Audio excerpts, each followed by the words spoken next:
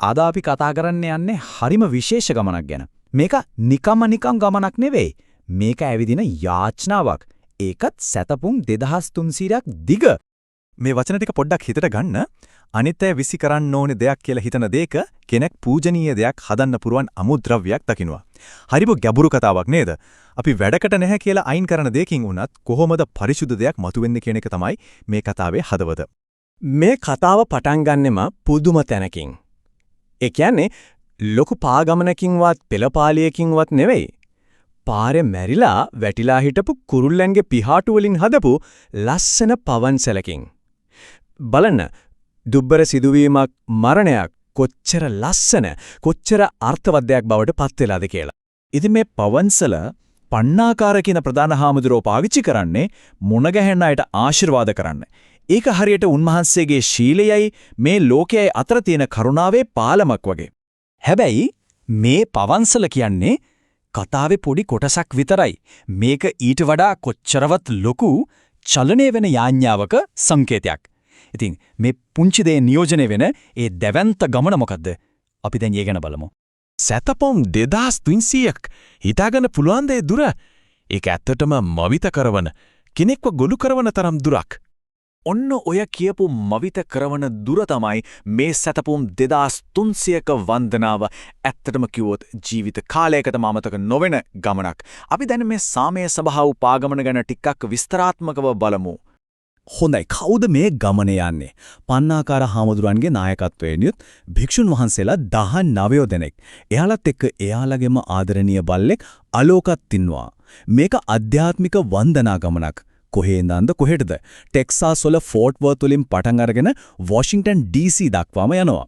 කාලය තමයි 2025 ඔක්තෝබර් 26 ඉඳන් 2026 පෙබරවාරි මැද වෙනකල්. ඉතින් ඇයි මේ වගේ ගමනක්? මේකේ අරමුණ හරිම පැහැදිලි. අප හැමෝගෙම ඇතුලේ දැනටම තියෙන සාමය අවදි කරන්න යන ආධ්‍යාත්මික ගමනක්.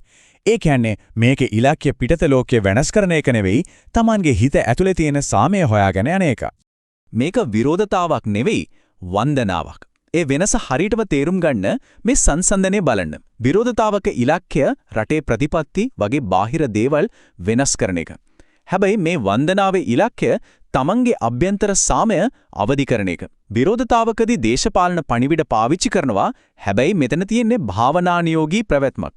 අවසාන වශයෙන් විරෝධතාවක් නීති වෙනස් කරන්න උත්සාහ කරද්දී මේ වන්දනාව උත්සාහ කරන්නේ මිනිස්සුන්ගේ හදවත් වෙනස් කරන්න. හැබැයි මේ සාමකාමී ගමනට ඔවුන්ගේ සාමයම පරීක්ෂාවට ලක් කරපු අනපේක්ෂිත අභියෝගයකට මුහුණ දෙන්න සිද්ධ වුණා. කතාවේ හැරවුම් ලක්ෂ්‍යය තමයි මේ. මුල ඉඳලම මේ ගමන ලේසි එකක් නෙවෙයි හොඳේ. එයාලා හරිම දැඩි තපස් ශීලයක් රකින්නේ. දවසටම කන්නේ එක වේලයි. රැට නිදාගන්නේ ගස් යට නැත්නම් හරිම චාම් තැන්වල. ඒ විතරක් නෙවෙයි. නායක හාමුදුරුවෝ ඇතුළු 3 නමක් මුළු ගමනම යන්නේ සෙරෙප්පු නැතුව. මේ ශාරීරික දුෂ්කරතා ඇත්තටම යාළගේ මානසික ශක්තිය වඩවන පුහුණුවක්. දවස 2025 නොවැම්බර් 9 ටෙක්සාස් වල අධිවේග මාර්ගයක මේ හාමුදුරුවෝ පයින් ගමන් කරමින් ඉන්නවා. එකපාරටම ට්‍රක් එකක් ඇවිත් එයාලගේ ආරක්ෂාවට තිබ්බ වාහනේ හප්පනනවා. ඒ ගැටුනේ වේගෙන් ආරක්ෂක වාහනේ විසිවිලා ගිහින් පාර අයිනේ ගමන් කරමින් හිටපු හාමුදුරුවෝ දෙන්නෙක් ගැංගේ හැප්පෙනවා. බන්තේ දම්පොම්මසන් කියන හාමුදුරුවව හෙලිකොප්ටරයකින් වහාම රොහලට අරන් යනවා. ඉතින් මේ වගේ බිහිසුණු සිදුවීමකින් පස්සේ ගමන නතර වුණාද? කොහෙත්ම නෑ. එයාලගේ රොත්තු දීමේ හැකියාව ප්‍රදර්ශනය කරමින් ගමන දිගටම යනවා. පන්තේ දම්පොම්මසන් හාමුදුරන්ගේ තුවාල හරිම බරපතලයි. කොච්චරද කියනවා නම් උන්වහන්සේගේ එක කකුලක් කපලා අයින් කරන්නම සිද්ධ වෙනවා. හැබැයි පුදුමම දේ තමයි මේ. ජීවිතේම වෙනස් කරපු ඒ වගේ ආබාධයක් මැද්දේ වාර්තා වුණේ උන්වහන්සේ සුවය ලබන මුළු කාලේ පුරාම හරිම හොඳ මානසික මට්ටමකින් හිටියා කියලයි. ඒක ඇත්තටම ඇදහිය නොහැකි ආධ්‍යාත්මික ශක්තියක් නේද? අන්න ඒ ශක්තියේ ප්‍රතිඵලයක් විදිහට ජනවාරි මාසයේ මුල බන්තේ දම්පොම්මසන් හාමුදුරුවෝ ජෝර්ජියාවේදී නැවතත් කණ්ඩායමක් එකතු වෙනවා. ඒ ගමන දිගටම කරගෙන යන්න හරිම ජයග්‍රාහී මොහොතක්. මේ අතරෙම කණ්ඩායමේ ආදරණීය සගයා අලෝක කියන සාමසුනකයාටත් එයාගෙම පරීක්ෂණයකට මුහුණ දෙන්න වෙනවා. එයාගෙත් කකුලට සැත්කමක් කරන්න සිද්ධ වෙනවා. ඉතින් මේකෙන් පේනවා මේ ගමනේ නොපුසුබට උත්සාහය කියන තේමාව කොච්චර බලවත්ද කියලා. මේ හැම අභියෝගයක්ම මැද්දේ මේ ගමනේ සැබෑම අරමුණ තවත් පැහැදිලි වුණා. ඒ තමයි අභ්‍යන්තර සාමය අවදි කිරීම. මෙන්න මේක යාළගේ මූලිකම දර්ශනය. සාමය කියන්නේ ගිහින් නවතින තැනක් නෙවෙයි. ඒක පුහුණුවක්. හරිම ප්‍රබල කතාවක්. ඉතින් මේ දර්ශනය යාලා ක්‍රියාවට නම්වන්නේ කොහොමද? යාලා යන හැම තැනකදීම මිනිස්සුන්ගේ හදවත්වල කරුණාව, මෛත්‍රිය ඇති කරන්න උත්සාහ කරනවා. ඒ ප්‍රදේශවල මිනිස්සුන්ට එක්ක එකතු වෙනවා.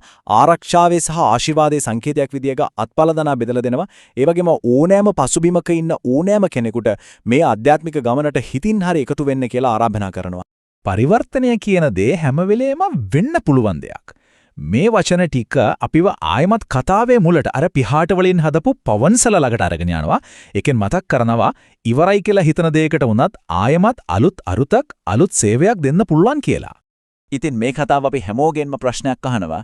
අපේ ජීවිතවල මේක දැන් ඉවරයි කියලා අපි හිතන හැබැයි අලුතින් පටන් ගන්න අලුතින් සේවයක් කරන්න පුරුවන් දේවල් මොනවාද?